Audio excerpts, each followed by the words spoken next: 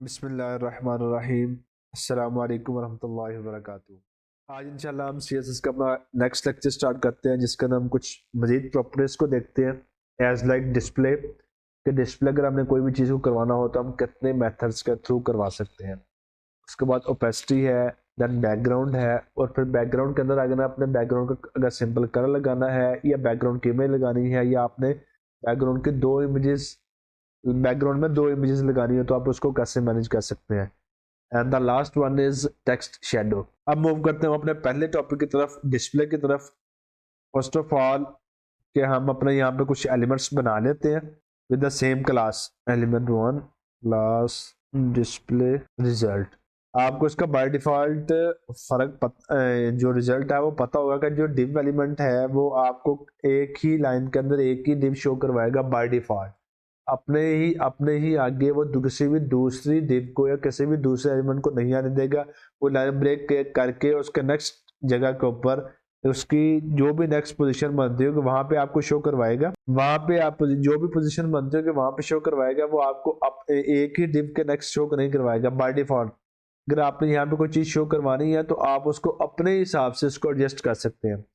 Simple सबसे पहले यह है कि आपने या तो इसको डिस्प्ले ब्लॉक करवा सकते हैं, डिस्प्ले ब्लॉक, या अगर आपने किसी भी चीज को हाइड करवाना है तो आप डिस्प्ले नन कर सकते हैं। सपोज आप चाहते हैं कि मेरी जो मीडिया स्क्रीन है वो अगर मोबाइल हो तो मोबाइल के ऊपर डिस्प्ले नन रहे। अगर आपका जो मेन स्क्रीन है आपकी डेस्कटॉप वर्जन जिसे कहते हैं, ठीक है, लार्ज स्क्रीन या एक्स्ट्रा लार्ज स्क्रीन, तो वहां पे डिस्प्ले ब्लॉक रहे तो आप यहाँ पे डिस्प्ले ब्लॉक या डिस्प्ले नन प्रॉपर्टी को यूज कर सकते हैं।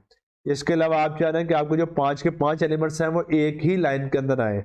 इसके अंदर भी आगे फिर हमारे पास डिफरेंट मेथड्स बचती है हमारे पास। Display inline block. अब ये प्रॉपर्टी हम पहले अप्लाई करते हैं इधर अपने स्टाइल को पता के सबके पास सेम इफेक्ट अप्लाई हो जाए। इनलाइन ब्लॉक, ये अब जितने भी एलिमेंट्स हैं वो एक ही लाइन में शो करवा दिए, ठीक है। अगर किसी के अंदर कंटेंट ज्यादा भी हो तब भी उसे कोई फर्क नहीं पड़ता, वो एक ही लाइन में रहेंगे। मैं सपोज यहाँ पे लाइन ब्रेक कर रहा हूँ, ये लेकिन जैसे ही उसके कंटेंट खत्म होगा तो वो आगे आपको शो करवा देगा। फिर नेक्स्ट देखते हैं, मैं यहाँ पे लाइन ब्रेक करवाता हूँ, उसने आपको नेक्स्ट शो करवा दिया कि बेसिकली ये एलिमेंट एक था, यहाँ पे लाइन ब्रेक की थी, ये हमारा दूसरा एलिमेंट उसकी लाइन ब्रेक शुरू थी। लेकिन उसके बाद हमारा जो दूसरा एलिमेंट 2 है वो यहाँ पे दूसरा एलिमेंट जो हमारा डिव है वो सेक्शन जी है। फिर आगे यहाँ पे उसकी लाइन ब्रेक हो रही है, यहाँ पे लाइन ब्रेक हो रही है, वो दूसरे लाइन में आ गया। नेक्स्ट उसने हमें उस हिसाब से हमें आउटपुट शो करवा दी है। आप चाह रहे हो कि जितना अगर हाइट इनकी डिफरेंट भी हो तब भी वो एक दूसरे के पैरेलल सेंटर के अंदर आए, वर्टिकल हाइट के हिसाब से सेंटर के अंदर आए, तो उसके लिए हम डिस्प्ले प्रॉपर्टी करते हैं, यूज करते हैं फ्लेक्स की। फ्लेक्स, देन हम उसका यूज करते हैं line items centre and justify content centre. अब ये डिस्प्ले जो प्रॉपर्टी है हमारी अप्लाई इस वजह से नहीं हो रही क्योंकि हम सिर्फ जो एलिमेंट्स हैं उनको सिर्फ यूज कर रहे हैं। हम इसके पेरेंट को तो यूज ही नहीं कर रहे। रिपीट करते हैं इस पॉइंट को। अब आपका नेक्स्ट पॉइंट हो सकता है कि आपने जो भी यहाँ पे डाटा शो करवाया, आप चाह रहे हो कि जिस तरह ये ऊपर नीचे लाइन जो इनकी हाइट है वो प्रॉपर बैलेंस नहीं हो रही, आप चाह रहे हैं कोई भी चीज वर्टिकल हाइट के हिसाब से सेंटर के अंदर आए, तो आपने सिर्फ ये करना कि सबसे पहले इन सब टैग्स को एक पेरेंट टैग के अंदर रख लेना है, ठीक है। और इसको हम करते हैं क्लास असाइन कर देते हैं डी डैश फ्लेक्स की। इसको हम प्रॉपर्टी अप्लाई करते हैं डिस्प्ले फ्लेक्स, कि वो सबको एक ही लाइन के अंदर शो करवा देगा। लेकिन इनको वर्टिकल वाई एक्सिस के हिसाब से इनको सेंटर में लाने के लिए हमें 2 से 3 प्रॉपर्टीज लगानी है। वो लेफ्ट टू राइट हमें एडजस्टमेंट करे, दूसरी करनी है टॉप और बॉटम के हिसाब से हमें सेंटर में करें। यहाँ पे हम उसको अप्लाई करते हैं लाइन आइटम्स। अब ये आपने सेंटर में कर दिया, आप देखेंगे ये चीजें अगर मैं इसको अप्लाई नहीं करता तो ये सारी जो है वो टॉप से शुरू हो रही है, वो बॉटम पे आ रही है, ठीक है, टॉप से शुरू हो रही है। अगर मैं यहाँ पे अप्लाई करता हूँ सेंटर में, तो जो भी डिव की सेंटर पॉइंट होगा वो उसके हिसाब से उनके सेंटर के अंदर अप्लाई हो जाएगी। फिर उसके हिसाब से हमारा डिफरेंट जो है ये वैल्यूज हैं कि आपने बेस लाइन के हिसाब सेंटर में करना है, एंड पे शो करना है, या स्टार्ट पे शो करना है, या अगर आपने नहीं करना तो आप इनहेरिट कर सकते हैं। जो भी इसके पेरेंट की फंक्शनैलिटी होगी, जो भी इसके पेरेंट का स्टाइल होगा वो आपको यहाँ पे अप्लाई करवा देगा। आपने अगर कोई भी जो फॉन्ट कलर है, जो फॉन्ट साइज है, वो बैकग्राउंड कलर है, वो कोई भी स्टैटिक है, वो आप उसमें इनहेरिट अप्लाई करते हैं, दैट मीन वो अपने पेरेंट पे डिपेंडेंट हो जाएगा कि जो उसके पेरेंट की वैल्यू होगी वो उसके ऊपर अप्लाई हो जाएगी। अब यहाँ पे हम इसको सिंपल सेंटर करते हैं। अब ये हो गया हमारे पास हाइट के हिसाब से सेंटर के अंदर चीजें आ गई। अब हमने उसको लेफ्ट टू राइट के हिसाब से हमने सेंटर में लेके आया, तो हम कहते हैं जस्टिफाई कंटेंट सेंटर।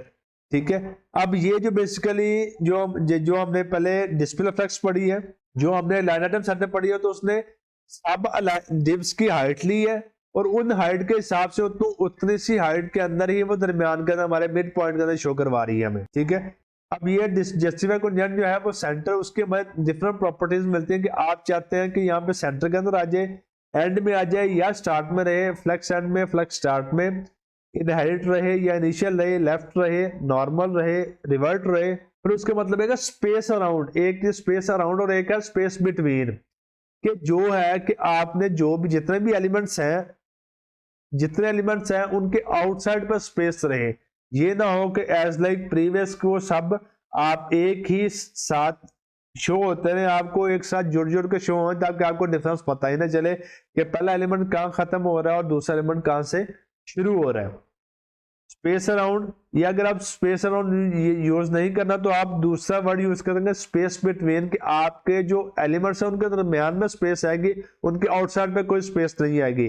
जिस तरह अगर पहले एलिमेंट के वो लेफ्ट कॉर्नर के ऊपर है और जो लास्ट एलिमेंट है वो राइट कॉर्नर के ऊपर, जितने भी स्पेसिंग है उसको डिवाइड करके बाकी एलिमेंट्स के दरमियान में उन्होंने शो करवा दिया है। फिर नेक्स्ट आपकी आती है यहाँ पे ओपेसिटी आती है। आपने किसी भी चीज को शो करवाना है, या आपने जिस आपने देखा होगा प्रॉपर्टी कि वो आहिस्ता आहिस्ता शो हो रही होती है, या आपका जिसे आप कह सकते हैं कि वो एकदम आपको जिस तरह एक ब्लिंक करती है चीज, ठीक है, फिर शो करवाती है, तो उसके लिए हम ओपेसिटी की प्रॉपर्टी भी यूज करते हैं कि प्रॉपर्टी यहाँ पे एग्जिस्ट कर रही होती है लेकिन आपको शो नहीं होती। ओपेसिटी उसकी हमने 0 प्रॉपर्टी दे दी। अब ये देखेंगे कि यहाँ पे वो एलिमेंट एग्जिस्ट कर रहा है, उसकी वैल्यू पड़ी हुई है, लेकिन वह शो इस वजह से नहीं हो रही कि आपने उसके ओपेसिटी ही उसका जो ओपेसिटी है वही कम की हुई है। अब ये देखें मैंने 0.1 की है, तो उसने मध्यम से करके हमें शो करवाया, तो इस तरह अगर मैं आगे बढ़ता जाऊंगा तो हमें उस हिसाब से डार्क करता जाएगा। मैक्सिमम इसको होती है, आप 0 और 1 के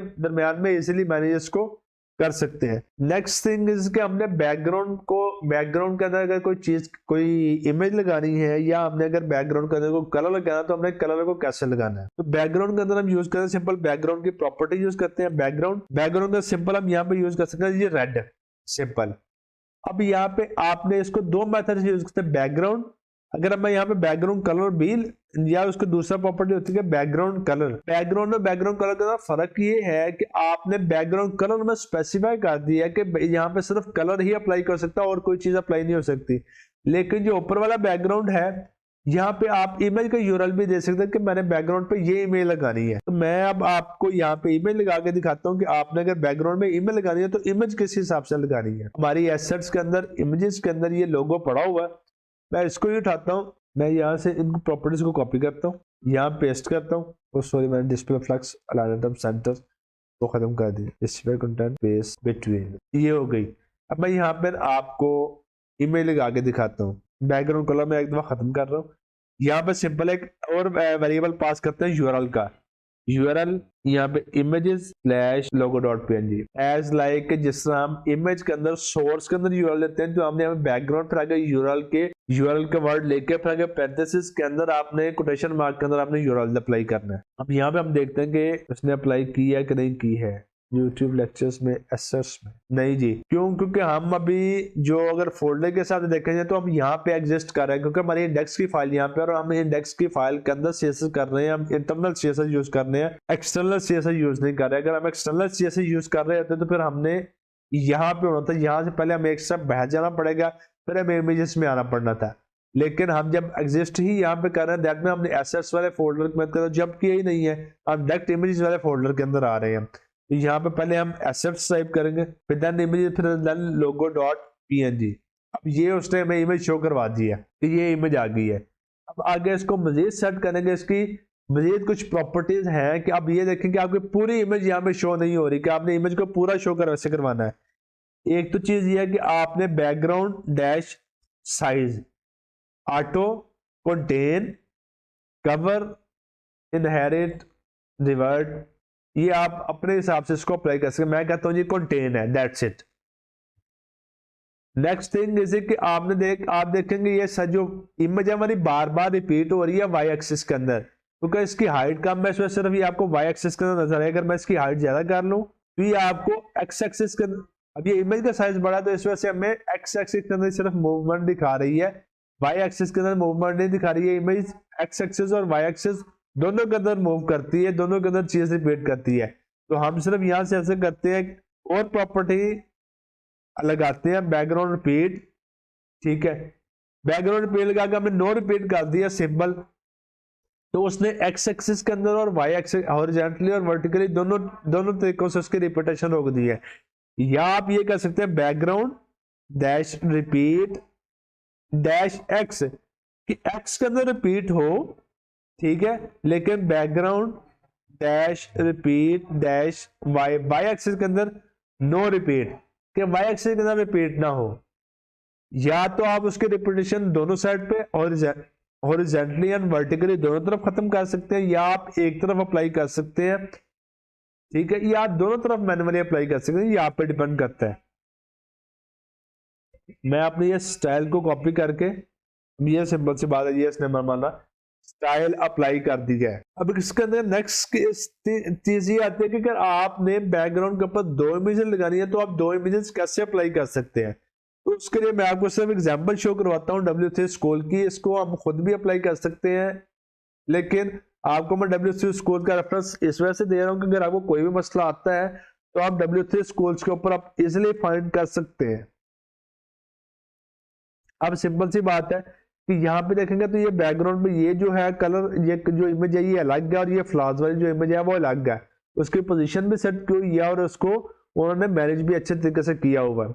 अब यहाँ पे हम अगर उसकी प्रॉपर्टी देखते हैं, देन बैकग्राउंड डैश इमेज, फिर उन्होंने पहली इमेज दी होगा, पहली इमेज कोमा दूसरी इमेजेस, फिर आगे उनकी जो पोजीशन है वो सेट की हुई है right bottom and left top. ये पहली इमेज है, ये दूसरी, पहली इमेज को उन्होंने कहा कि राइट बॉटम के ऊपर शो हो, पहली इमेज जो हमारी राइट बॉटम पे शो हो रही है, दूसरी इमेज ये पूरे बैकग्राउंड के ऊपर शो हो रही है। फिर आगे उसने अपने रिपीटेशन भी बता दी है कि आपने इसकी रिपीट कैसे करनी है। ये पहली जो इमेज है वो बिल्कुल रिपीट नहीं होगी और दूसरी इमेज रिपीट होगी। आप अगर इसको रिपीट करते हैं देन फिर देखते हैं हमारा इफेक्ट क्या पड़ता है। अब ये देखें फ्लावर्स वाली इमेज भी अगर रिपीट हो रही है तो ये एक्स एक्सिस में भी रिपीट हो रही है और वाई एक्सिस के अंदर भी रिपीट हो रही है, ठीक हो गया। तो ये सिर्फ सारा डिपेंड करता है कि हमारे स्टाइल के ऊपर, कि हमारा डिजाइन है किस हिसाब का, कि हम उसको कैसे मैनेज कर सकते हैं अच्छे तरीके से। इससे ये है कि आप 2 इमेजेस या दो इमेजेस, सिंगल इमेज या 2 इमेजेस आप कैसे अप्लाई कर सकते हैं, इस पे इजीली अप्लाई कर सकते हैं। इसके अंदर कोई इतनी जिस करते हैं कोई नई गिद्दर सिंगी नहीं है कि आपको इतनी बहुत मुश्किल होगी लगाने के अंदर, कोई सिंपल सा काम है वो आप उसको इजीली मैनेज कर सकते हैं। नेक्स्ट थिंग इज कि आपने जो टेक्स्ट शेडो है, टेक्स्ट शेडो किस हिसाब से लगाना है, उसकी एग्जांपल भी मैं आपको W3 कोड से ही दिखा रहा हूँ कि आपने उसके शेडो है वो शो करवाना किस हिसाब से है। इन्होंने अभी 2-2 पिक्सल के हिसाब से शो करवाया हुआ है, तो हम इसको थोड़ी सी वैल्यू इंक्रीज करके चेक करते हैं। अब ये देखें हमने इसकी वैल्यू इंक्रीज की है तो वो हमें बिल्कुल भी पता नहीं जा रहा है कि वो हो कैसा है। पहली वो लेफ्ट से मूव करवा रही है और दूसरी टॉप से मूव करवा रही है। टेक्स्ट ये है कि आपने कोई भी इफेक्ट अगर शेडो इफेक्ट लगाना है तो आप उसको सिंपल सी प्रॉपर्टी है टेक्स्ट या शेडो की, आप उसको इफेक्ट करेंगे, उसके बाद आपने उसकी प्रॉपर्टी देनी है तो वो आपको सिंपल अप्लाई कर देगा, आपको उसको रिस्पॉन्स शो करवा देगा। आज के लेक्चर में यही खत्म कर रहा हूँ, इंशाल्लाह अपने अगले लेक्चर में मिलते हैं। अगर आपको कोई भी क्वेश्चन है इसके रिलेटेड तो आप कमेंट में पूछ सकते हैं, तो आपको प्रॉपर आंसर कर दिया जाएगा। जज़ाकल्लाह, अस्सलाम वालेकुम व रहमतुल्लाहि व बरकातुहू।